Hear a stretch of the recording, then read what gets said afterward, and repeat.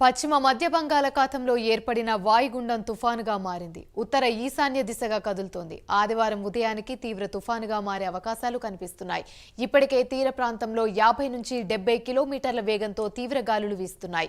పశ్చిమ బెంగాల్కు 640 కిలోమీటర్ల దూరంలో తుఫాను కేంద్రీకృతమైంది.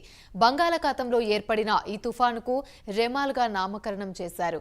ఉత్తరం వైపు కదులుతూ ఈ నెల 26వ తేదీన అర్ధరాత్రికి సాగర్ ద్వీపం, కేపాపరా మధ్య బంగ్లాదేశ్కు ఆనుకొని ఉన్న పశ్చిమ బెంగాల్ తీరాల మధ్య తుఫాను తీరం దాటే అవకాశం ఉన్నట్లు వాతావరణ శాఖ అంచనా వేస్తోంది. రెమాల్ తుఫాన్ ప్రభావం తెలుగు రాష్ట్రాలపై పెద్దగా ఉండకపోవచ్చని వాతావరణ శాఖ అంచనా వేస్తోంది. అక్కడక్కడ భారీ వర్షాలు, మిగిలిన అన్ని జిల్లాల్లో తేలికపాటి నుంచి మోస్తరు వానలు కురిసే అవకాశం ఉంది.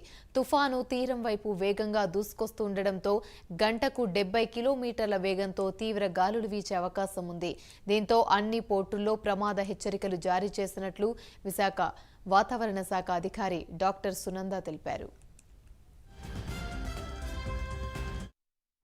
నిన్నటి వాయుగుండము ఈరోజు తీవ్ర వాయుగుండంగా బలపడింది.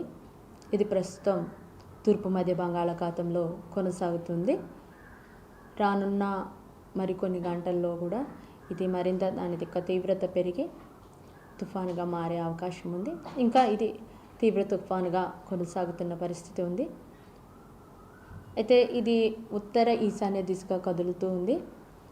దీని వలన ఉండే క్లౌడ్ బ్యాండ్స్ అన్నీ కూడాను ఉత్తర దిశగా కదిలే అవకాశం ఉంది.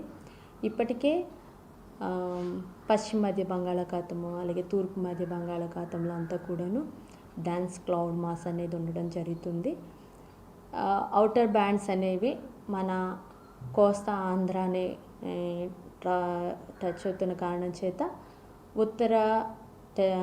ఉత్తర ఆంధ్రప్రదేశ్ అలాగే దక్షిణ ఆంధ్రప్రదేశ్లో కొంత భాగం అంతా కూడాను